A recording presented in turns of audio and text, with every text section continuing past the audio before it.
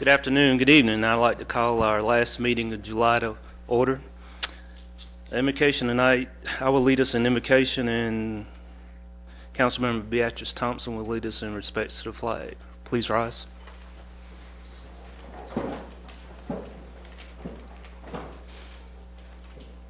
Father, we thank you for this day, and we thank you for the opportunities that you have bestowed upon this community.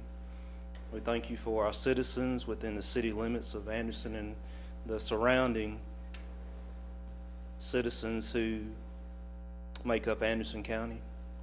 We ask that you help this governing board to make just and wise decisions as we discuss and debate the opportunities and the situations for our city.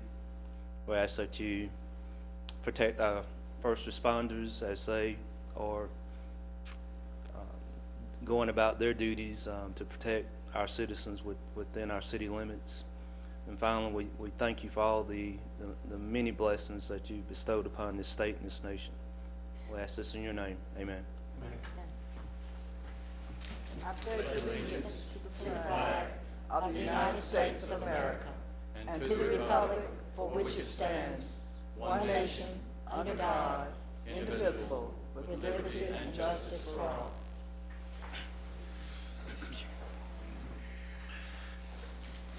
Before we get into our meeting, we have a couple of special recognitions, and the fire department's up first, and I'm going to ask Chief Horn to step forward with his folks and lead us in his part of this recognitions. Chief.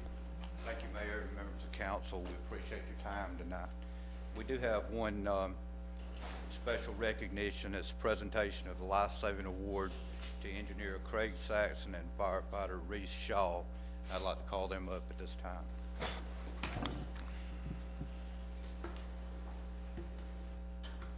A little history. On March 22nd, 2014, Anderson firefighters were dispatched to a cardiac arrest of 123 Marketplace Drive. Upon arrival, firefighters found a 57-year-old female in full cardiac arrest.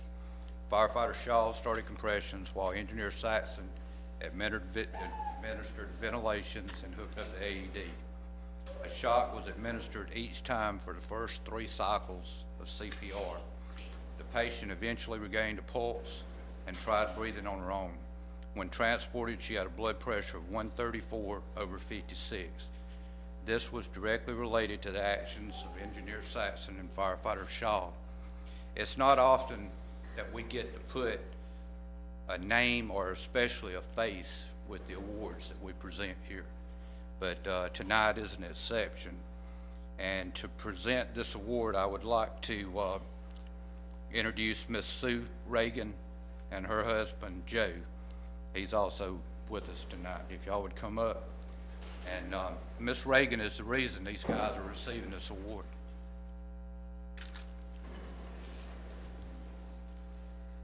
And Craig, on behalf of the Anderson Fire Department and the City of Anderson, I'd like to present you with a certificate of accommodation for the actions that contributed to saving a life.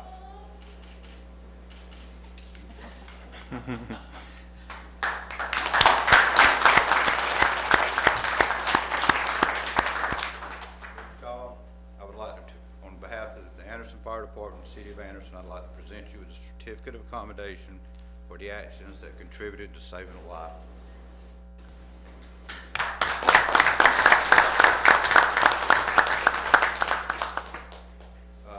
Assistant Chief Bratcher, if you would pin on the ribbons, and these will stay on their Class A uniforms from this day forward.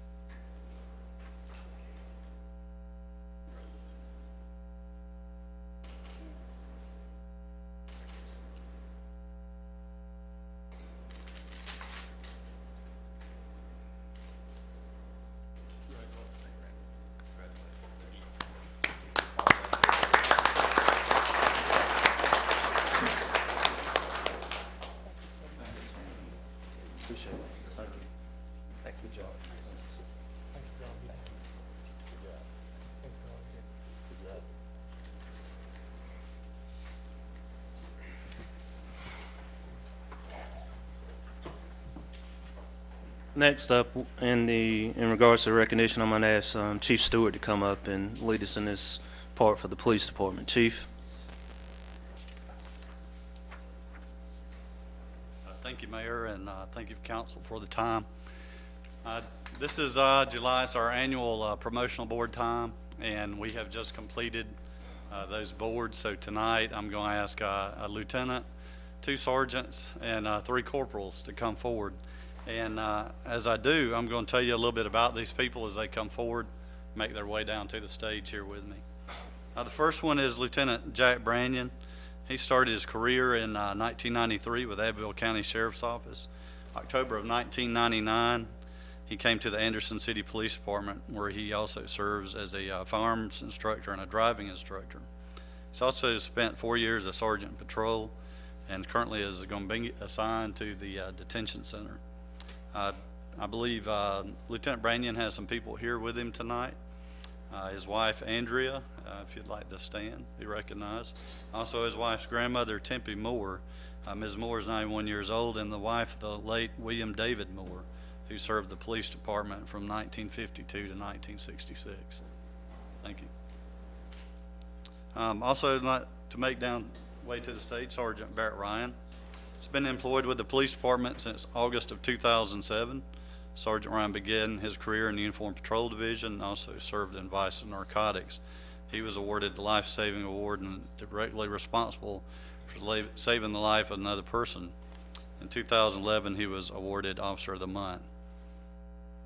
Our next promotional candidate is Sergeant Richard Willet. He's a lifelong resident of Anderson County. Started his law enforcement career in 1987 at the Williamston Police Department, where he served for 22 years and rose to the level of Chief of Williamston. He left the Williamston Police Department in 2009, began working for the Anderson Police Department, and currently serves as a detective in our CID. Our next candidate is Corporal Blackwell. Started his police career in 2010 as a patrol officer on Charlie shift. He realized his interest in forensics and expressed it to the Criminal Investigation Division, where he served as a crime scene technician. He's held the position for 2 years, received a promotion of Patrolman First Class in August 2013, and currently serves as one of our forensic detectives.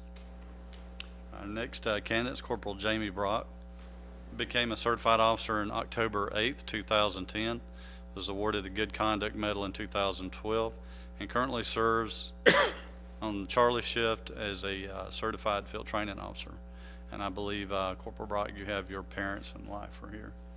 So, our last candidate here is Corporal Joseph Morgan. He goes by Cameron.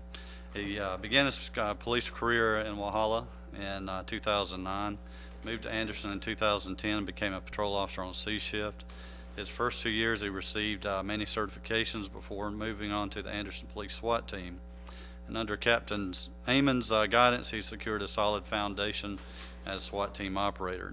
He focuses his talents on criminal interdiction, patrol and prosecution of narcotic crimes, and work in the last 2 years as an investigator in narcotics. And before I move on, I don't want to leave somebody out. I know Sergeant Ryan, I believe your parents are here tonight, Joe Ryan, and your wife and son. Thank you. At this time, I'd like to ask the captains to come down to the stage and help me with the pinning of the badges, and the candidates, they'll take their oath of office.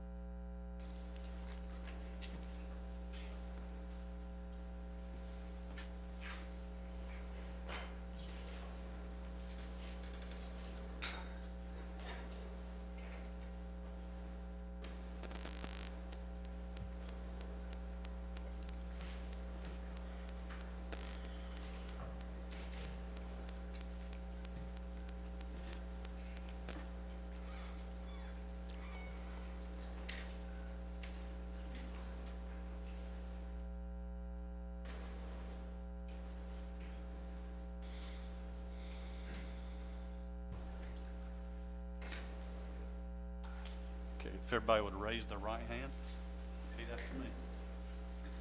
On my honor, I will never betray my badge, my integrity, my character, or the public trust.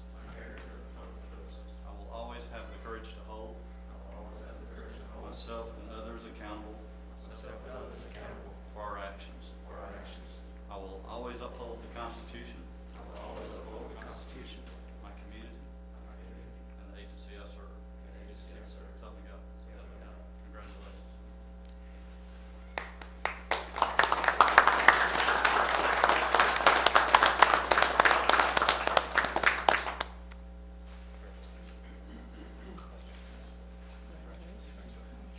Congratulations. Congratulations. Congratulations.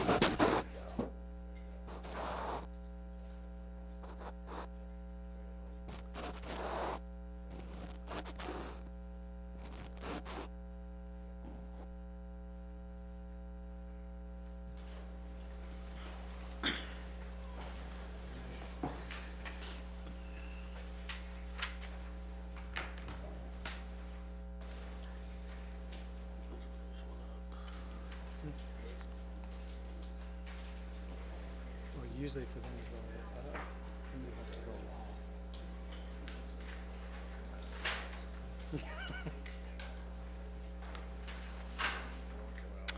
along. The minutes of our July 14th meeting have been distributed. Are there any corrections or additions to the minutes? Yes, sir, Mayor. Ms. Roberts. I'd like to make one. I misstated in my statement, they call in the University College, Anderson University, and I'd like to correct that. So noted. If you would, Miss Secretary. Any other corrections or additions? Not hearing any, do I have a motion to approve? So moved. First by Dr. Thompson, second by the Mayor Pro Tem. All those in favor say aye. Opposed? The minutes of July 14 pass unanimously. We have one item of old business, and that item is the reading of the second and third ordinance of 14-12 to rezone 431 Williamston Road and 718 North Gossett Street from light industrial to RM10 multifamily residential. Ms. McConnell? Mr. Mayor, this particular rezoning request, we've had no additional comments or calls from the public since it was heard at your last meeting. This rezoning to RM10 will make the university's campus consistent as far as its zoning, and it will be a more appropriate zoning classification than the current industrial zoning. As you know, the university is continuing on their plan to make improvements at the athletic campus, and a lot of new activities will be occurring on that site. So we feel that this is certainly most appropriate to handle the array of activities that go with a university and its uses.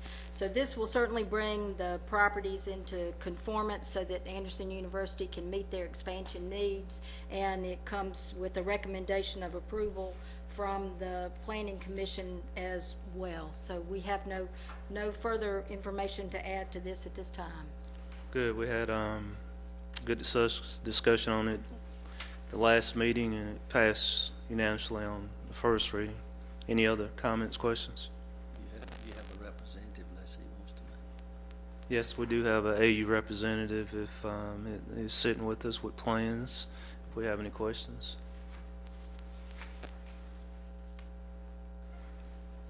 Mayor, I make a motion, we accept this on the second reading. First by Mr. Roberts, second by Mr. Chapman. For discussion, all those in favor say aye. Aye. Opposed? It passes unanimously on the second reading. Mr. Mayor, I make a recommendation that we approve it on the third and final reading. Have first by Mr. Chapman, Second. second by Dr. Thompson. All those in favor say aye. Opposed? It passes unanimously on the third and final reading. And I would agree with Ms. McConnell. It's a positive thing for that particular area of the city, and we look forward to the progress that AU will make as they go forward. We have one item of new business, and that item is request consideration to purchase 2 Prism Inflated Lights for the Anderson Fire Department in regards to the Upstate Incident Management Team. Ms. McConnell? I know that a lot of times in the news you hear about incidents that happen in other parts of the state or across the country. It is when municipalities or other organizations look to first responders for assistance to deal with whatever that type of emergency or incident that might occur. These are things like chemical spills, train derailments, large fires, or other such things that may occur. And we're fortunate that the Anderson Fire Department is the agency that's recognized as a FEMA Type 3 incident management team. This is a Homeland Security grant. It's administered by SLED, and in South Carolina, Florence, Lexington, Somerville, and Anderson are the 4 Type 3 IMTs that are here. So we have been called on before to assist, and we might be called upon to assist in the future. We could even be deployed outside of the state. Obviously, one of the things that a team like this needs is the proper equipment, and in this case, the request that is before you is for proper lighting. These are 2 Prism light towers that we are requesting to purchase. These are grant funds in the amount of $10,490.07. That was the low bid. It's from a company out of New Hampshire. We did receive another bid that was higher for $11,490. There are, this is specific equipment that needs to be approved by FEMA, and those 2 companies were the only companies that were on that approved equipment list. Randy Bratcher, Assistant Chief Randy Bratcher, is here tonight, and he'd be happy to answer any other specific questions that you have regarding this purchase, but we do recommend approving this purchase for $10,490.07. Thank you, Ms. McConnell. Any questions of Ms. McConnell or Mr. Bratcher? Can you somebody kind of describe how these things, you just like set them up on to illuminate the scene of whatever you're dealing with, or? Yes. We're tasked with any time we go anywhere to be self-sufficient for 72 hours. And these lights are pretty self-contained in a case, and they'll light up the equivalency of a football field. So that gives us working area.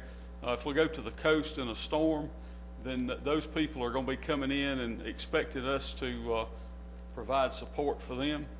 And so that helps us to be able to light up the area and see what we need to do and work to accomplish our task. How do you transport these things? I mean, do they have wheels, or you put them in a trailer, or what? Actually, they're very compact. They come in a case that's about 3 feet by 3 feet square, and you start the generator and the light tower just comes up out of the case. So you can actually one person can pick them up, put them in the back of a pickup truck, and it'll also be beneficial to us here in the city, the fire department, and other agencies that need additional lighting. And it'll be 100% reimbursed back by Homeland Security grant through SLED.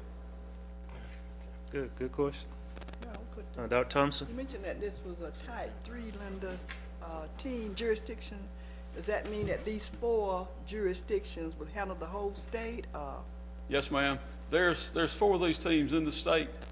We have a Type 1 federal team, which is based out of Atlanta, and the state forestry has a Type 1 team, a Type 2 team that we assist, and then we've got the 4 teams in the state that are federally funded, and of course Anderson being the host. And this team's been in place in the forming stages since 2006, and we've gradually built up, and of course we've been fortunate enough to get the grant funds every year to fund the team, and then anytime that we go to a call or we go outside the state or New York, as we did last year with the flood, then the state of New York reimburses the city for our hourly rates and salaries and motels and lodging and everything. That's so really it's really no cost to the city. That at some point we are going to get reimbursed for everything that we spend, but the equipment that we buy is usually a pretty quick turnaround. Within 30 to 90 days, when I get a copy of all the documentation, I'll submit it to SLED, and SLED sends the city a check back for the total amount that we spent. I think it's quite an honor for Anderson to be the host agency. Ma'am, It's quite an honor for Anderson Fire Department to be the host agency. I think it is. Anderson is the host, and this team actually in Upstate covers 13 counties in Upstate. And we have members on this team from other agencies, Spartanburg Fire Department, Oconee County, Pickens, and Belton, Honeypath. It's not only firefighters, it's made up of finance people, it's made up of a whole array of people that we have to take with us to make the incident run. Good. Any other questions? I move that we adopt the purchase of these lights. We have a first by Mr. Lockhart, second by Mr. Roberts, John Roberts. Any further discussion? All those in favor say aye. Aye. Opposed? Thank you. Appreciate it. Very much. Appreciate what you Thank did. you a lot. Yes, Appreciate sir. Before we get into an administrative briefing, it looks like we might have a Boy Scout here today. What troop are you from, son? 84. Okay. Appreciate you being here, okay? Administrative briefing, Ms. McConnell. Well, it's almost the end of July. We do have a block party coming up on Thursday evening. And starting in August, if you'll notice on your calendar, we're doing something new in Carolina Wren Park. We'll be having movie nights in Wren Park. The first one will be August the 12th at 8:30. The movie will be Despicable Me 2, and that is family friendly. It's free admission. Coolers are welcome. No glass objects, no alcohol, but a good time. And we have September the 9th, Amazing Spider-Man 2, October the 14th, Harry Potter and the Sorcerer's Stone, and in December, we are going to have a voter's choice for a Christmas movie. So I think this is another good way to showcase Carolina Wren Park and to show the types of activities that can be held there, and we would encourage people to come and take advantage of that nice venue and another fun family thing to do. In addition, it's not on your calendar because we don't have the details yet, but you know, the Anderson County Municipal Association will be starting back up with their monthly meetings, and we expect that to start in August. As soon as we have that information, we'll share that with you. And that's all we have. Thank you. Appreciate it. I would entertain a motion to adjourn. First by Mr. Roberts, Second. second by Mr. Chapter.